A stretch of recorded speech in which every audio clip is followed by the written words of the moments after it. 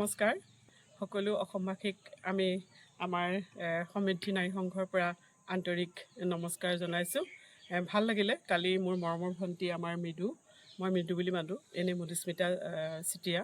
গতিকে তেখেতে মোক মাতি পঠিয়ালে যে বাইদেউ আমি অনুষ্ঠান এভাগ পাতিব বিচাৰিছোঁ, পাতিলে কেনেকুৱা হ'ব। গতিকে আমি সকলোখিনি তিতাবৰ সমৃদ্ধি নাৰী সংঘও আছোঁ আৰু লগতে আমাৰ তিতাবৰৰ কেইবাগৰাকীও মহিলা আছিলে, তেখেতলোক গ'লগৈ সময় হোৱাৰ কাৰণে। গতিকে সকলোখিনি মিলি আমি আলোচনা এটা কৰিলোঁ। আলোচনাটো হৈছে আমি তিতাবৰত এইবাৰ প্ৰথমবাৰৰ কাৰণে জয়মতী দিৱস পাতিবলৈ প্ৰচেষ্টা হাতত লৈছোঁ। গতিকে এই জয়মতী দিৱস ভাগ আমি যিহেতু জয়মতী এটা চৰিত্ৰ, গোটেই অসমবাসীক এটা সবল নেতৃত্ব দিছিলে এটা সময়ত, সেয়া আমাক বুৰঞ্জীয়ে কয়, ইতিহাসে কয়। গতিকে সেই জয়মতী কুঁৱৰী বৰ্তমানৰ আমি সকলোৱে জয়মতী বুলি আমি আখ্যা দিম, যিহেতু আমি একোগৰাকী নাৰী।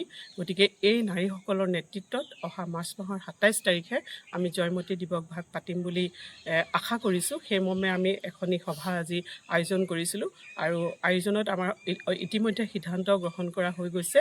গতিকে আপোনালোকৰ সহযোগত, আপোনালোকৰ আশীৰ্বাদত আৰু সকলো সমূহ তিতাবৰবাসী ৰাইজৰ সহযোগত আমি এই দিৱস ভাগ পাতিম বুলি কাৰ্যপন্থা হাতত লৈছোঁ। গতিকে আপোনালোকে আশীৰ্বাদ কৰিব, যাতে আমি সহায় সহযোগ কৰিব, যাতে আমি এই অনুষ্ঠানটো সফলতাৰে পালন কৰিব পাৰিম। ধন্যবাদ।